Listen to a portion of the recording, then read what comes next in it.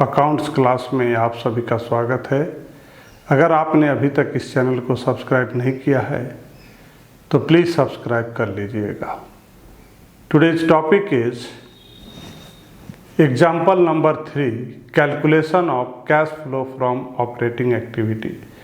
पिछले 2 वीडियो से आप पढ़ रहे हैं cash flow from operating activity. ऐसे न्यूमेरिकल को आप कैसे सॉल्व करेंगे, उसके लिए आज का है example number 3। Calculate cash flow from operating activity. यहाँ पर 2 ईयर का दिया है, 31 मार्च 2018 का है और ये है 31 मार्च 2017 का। बेस और करंट ईयर, या उसको हम लोग प्रीवियस और करंट ईयर बोलते हैं। ये जो 2018 है ये करंट ईयर का डेटा है और ये प्रीवियस ईयर का डेटा है। ये जो 2017 आप देख रहे हैं ये प्रीवियस ईयर का डेटा है और ये क्या है, करंट ईयर का डेटा है। आपको कैलकुलेट करना है cash flow from operating activity. इसमें बहुत सारे ऐसे आइटम दिए हुए हैं जो ऑपरेटिंग एक्टिविटी से रिलेटेड नहीं है, तो सबसे पहले उसको हम लोग इसमें से आउट करेंगे। शेयर कैपिटल ऑपरेटिंग एक्टिविटी में इसकी कोई ज़रूरत नहीं है। नेक्स्ट है रिजर्व एंड सरप्लस, इसकी यूज है। Non current liability, long term borrowing, यहाँ वर्किंग नोट दिया हुआ है तो आपको वर्किंग नोट नंबर 1 में देखना है। 1 है long term borrowing, previous year में 60 है, करेंट में है 80,000। लॉन्ग टर्म बोरोइंग का ऑपरेटिंग एक्टिविटी में नीड नहीं है बट उसका इंटरेस्ट का नीड है। ये 6% डिबेंचर, 6% डिबेंचर, इसका जो इंटरेस्ट ऑन डिबेंचर है उसका हम लोग यूज करेंगे। करंट लायबिलिटी में यहाँ साफ लिखा हुआ है करंट लायबिलिटी, तो ये ट्रेड पेबल क्या है, करंट लायबिलिटी है। ट्रेड पेबल क्या है, करंट लायबिलिटी है। अब हमको देखना है कि ये इंक्रीज कर रहा है या डिक्रीज कर रहा है। तो प्रीवियस ईयर में वैल्यू था 48, अभी हो गया 35, तो क्या हो रहा है, डिक्रीज हो रहा है। तो इसको हम लोग क्या करेंगे, माइनस करेंगे। डिक्रीज हो रहा है दैट मीन्स यहाँ पर आउटफ्लो होगा, माइनस होगा। शॉर्ट टर्म बोरोइंग, यहाँ वर्किंग नोट दिया हुआ है, 2 number working note, 2 number working note में दिया है प्रोविजन फॉर टैक्स। ये करंट ईयर का है, ये प्रीवियस ईयर का है। तो जो करंट ईयर का है उसको हम यूज करेंगे during the calculation of net profit before tax. इसका हम इस्तेमाल करेंगे नेट प्रॉफिट बिफोर टैक्स में, इसका हम यूज करेंगे।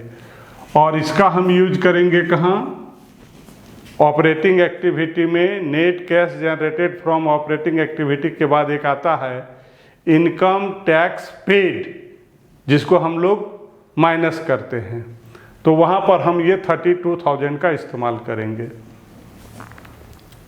ये भी हो गया। अब है फिक्स एसेट, वर्किंग नोट नहीं है, इन्वेस्टमेंट का भी वर्किंग नोट नहीं है, तो यहाँ पर इसकी कोई ज़रूरत नहीं है। ऑपरेटिंग एक्टिविटी में इसकी ज़रूरत नहीं। अब करंट एसेट में है इन्वेंट्री, यहाँ साफ लिख दिया है कि ये क्या है, करंट एसेट है। अब हम इसको देख रहे हैं इंक्रीज हो रहा है या डिक्रीज, करंट एसेट की बात कर रहे हैं हम यहाँ पर। तो ये देखिए पहले था 30, अभी हो गया 15, इंक्रीज हो रहा है। तो एसेट का जो नेचर है वो लायबिलिटी का उल्टा है। तो अगर करंट एसेट में डिक्रीज होगा तब इनफ्लो होता है, तो इंक्रीज है तो क्या होगा, आउटफ्लो है। इसका मतलब क्या होगा, इसमें माइनस होगा। ट्रेड रिसीवेबल, ये भी क्या है, करंट एसेट है। यहाँ भी क्या हो रहा है, इंक्रीज हो रहा है, तो ये भी क्या होगा, माइनस होगा। कैश एंड कैश इक्विवेलेंट का यूज ऑपरेटिंग एक्टिविटी में नहीं होता है। अब यहां पर हमको चाहिए profit during the year, profit during the year, तो वो हमको मिलता है किससे? रिजर्व एंड सरप्लस से।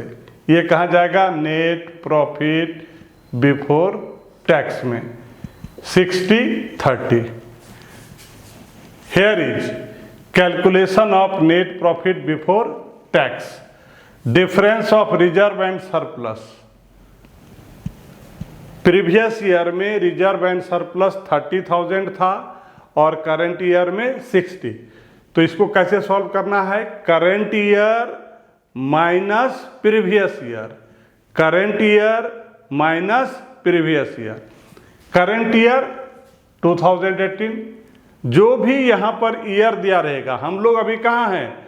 2020 में है, तो हम लोग से जो भी ईयर नज़दीक में होगा, हम लोग से जो भी ईयर नज़दीक में होगा वो करंट होगा, और जो हम लोग से दूर होगा वो प्रीवियस ईयर होगा। तो ये 60,000 वैल्यू है रिजर्व एंड सरप्लस का करंट ईयर का, और ये क्या है? प्रीवियस ईयर का। तो फॉर्मूला क्या है? Current year, value of current year minus value of previous year. तो 60 माइनस 30, 30,000, और इसमें हम लोग ऐड करते हैं provision for tax made during the year. Current year में जो टैक्स है उसको ऐड करते हैं calculation of net profit before tax में 40,000। इसको क्या करना है? प्लस करना है। 30 प्लस 40 तो कितना आ गया? 70। ये 70 क्या हो गया? Net profit before tax. Cash flow from operating activity. Just अभी आपने देखा कैसे हमने नेट प्रॉफिट बिफोर टैक्स निकाला। Cash flow from operating activity for the year ended 31 मार्च 2018। यहाँ पर दो डेट दिया हुआ है, एक प्रीवियस और एक करंट ईयर। तो जब भी आप कैश फ्लो स्टेटमेंट बनाएंगे तो जो करंट ईयर का डेट है उसको यहाँ पर पुट करना है। Cash flow from operating activity for the year ended 31 March 2018। Net profit before tax 70,000। Net profit before tax 70,000। Just अभी आपने देखा कैसे ये 70,000 कैलकुलेट किया गया। अब है नेक्स्ट, यहाँ पर लॉन्ग टर्म बोरोइंग में डिबेंचर है, और डिबेंचर से पहले ये लिखा हुआ है 6%। तो इसका जो प्रीवियस ईयर का वैल्यू है, जो इनिशियल वैल्यू है, उसका हम लोग निकालते हैं। तो 6% of 60,000, 6% of 60,000 you mean 3,600। That is what? Interest on debenture. और जैसा कि हमने फॉर्मेट में आपको बताया है, इंटरेस्ट ऑन डिबेंचर को हम लोग ऐड करते हैं किसमें? नेट प्रॉफिट बिफोर टैक्स में। तो यहाँ पर नेट प्रॉफिट बिफोर टैक्स है, यहाँ पर ऐड करेंगे क्या? Interest on debenture. Interest on debenture को नेट प्रॉफिट बिफोर टैक्स में क्या करेंगे? प्लस करेंगे। ये कहाँ से आया? वर्किंग नोट में यहाँ देखिए 6% डिबेंचर लिखा हुआ है। ये इनिशियल वैल्यू है, ये फाइनल वैल्यू है। तो हम लोग जब इंटरेस्ट निकालेंगे तो इनिशियल वैल्यू का, प्रीवियस ईयर का, याद रखिएगा, इंटरेस्ट जब भी निकालना है तो किसका? इनिशियल वैल्यू का। जो स्टार्टिंग में था, प्रीवियस ईयर में डिबेंचर का वैल्यू 60,000 है और करंट ईयर में 80,000 है। तो 60,000 का 6% ऑफ 60,000 इट विल बी 3,600।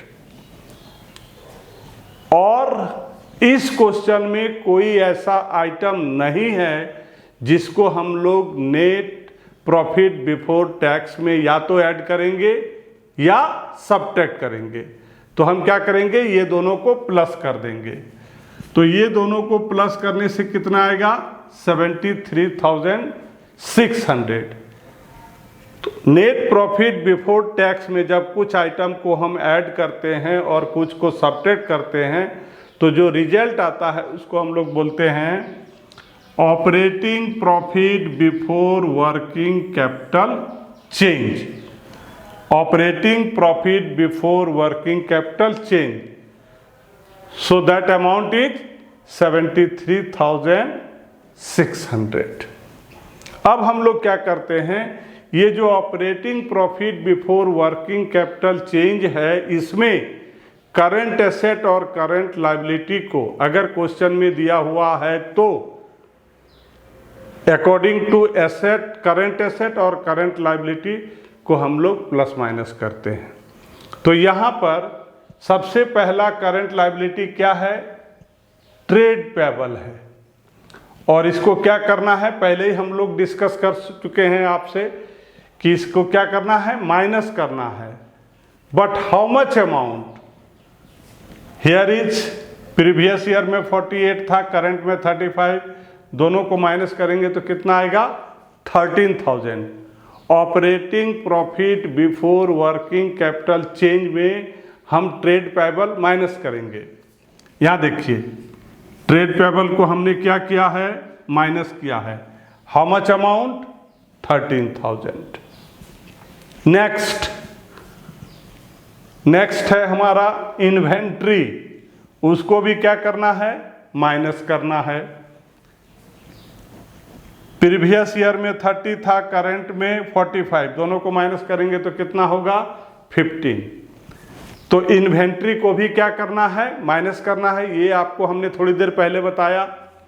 तो यहाँ पर हमने इन्वेंट्री लिखा और इन्वेंट्री को क्या किया, माइनस किया। How much amount, 15,000। दोनों का जो डिफरेंस है उसी को यहाँ पर हम लोग लिखते हैं। नेक्स्ट हमारा है ट्रेड रिसीवल, इसको भी क्या करना है, माइनस करना है। हाउ मच अमाउंट, यहाँ पर आप देखिए 40-30 माइनस करेंगे तो क्या आएगा, 10 आएगा। इसको भी क्या करना है, माइनस करना है। ये ट्रेड रिसीवल ये माइनस कर दिए 10,000। नेक्स्ट हमारा है cash and cash equivalent. Operating activity में इसका यूज नहीं होता है। नाउ अब हम लोग यहाँ पर क्या करेंगे, ये जितने भी माइनस में है उसको आपस में प्लस करेंगे और 73,600 से माइनस करेंगे तो रिजल्ट आएगा 35,600। तो ये जो 35,600 आया, ये क्या हो गया, net cash generated from operating activity. ये क्या हो गया, 35,600 net cash generated from operating activity. अब हम लोग इसमें क्या करेंगे, इनकम टैक्स को माइनस करेंगे। तो अगर क्वेश्चन में एक ही इनकम टैक्स दिया हुआ रहता है तो हम लोग यहाँ पर लिखते हैं, इस क्वेश्चन में दो दिया है, एक प्रीवियस ईयर का और एक करंट ईयर का। तो करंट ईयर का जो इनकम टैक्स दिया है, जब हम कैलकुलेट करते हैं नेट प्रॉफिट बिफोर टैक्स तो उसमें प्लस कर देते हैं, और जो प्रीवियस ईयर का इनकम टैक्स दिया हुआ है उसको हम लोग यहाँ माइनस करेंगे income tax paid. How much, 32,000। ये दोनों को माइनस करेंगे तो क्या आ गया, 3,600। अब यहाँ पर हम अकाउंट को क्लोज कर देंगे और इस अमाउंट को उठा करके यहाँ पर बाहर में लिख देंगे। ये जो अमाउंट आया उसको हम क्या बोलेंगे, cash flow from operating activity. यही निकालना था, cash flow from operating activity. अगर ये वैल्यू प्लस में आएगा तो उसको हम लोग लिखते हैं कैश फ्लो फ्रॉम और अगर ये वैल्यू नेगेटिव में आता तो वहाँ पर हम लिखते cash use in operating activity. यहाँ पर ये आपको जानना है कि इसमें कितने तरह के स्टेशन आते हैं। स्टेशन नंबर 1 पहला होना चाहिए net profit before tax. Station number 2 operating profit before working capital change. Station number 3 net cash generated from operating activity. और ये station number 4 cash flow from operating.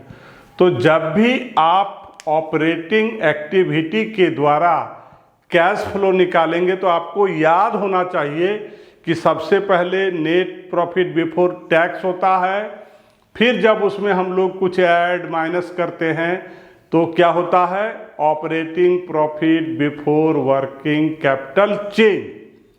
उसमें जब हम करंट एसेट और लायबिलिटी को प्लस माइनस करते हैं तो रिजल्ट क्या आता है net cash generated from operating activity. और उसमें जब हम इनकम टैक्स को माइनस करते हैं तो जो हमारा फाइनल वैल्यू है वो आता है cash flow from operating activity या cash use in operating activity. और ये जो अमाउंट है उसको हम लोग बाहर प्लेस कर देते हैं। Thank you.